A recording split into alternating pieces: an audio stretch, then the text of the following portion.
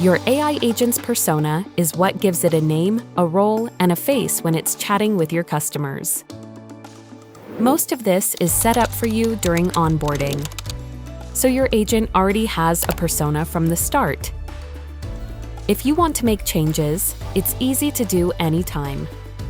Go to Automations, then Agents, select your AI agent, and click the Persona section. Here you can personalize your agent however you like. Change the alias name, set the position title, and upload an avatar or logo, or choose one of your own.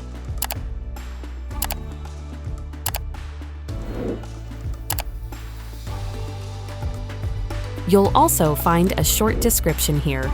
This helps your agent understand your business or website, so be sure to cover the key details. The more context you give it, the better it can represent you. For more assistance, visit the Talk to Academy or book a call with an AI Assist specialist today.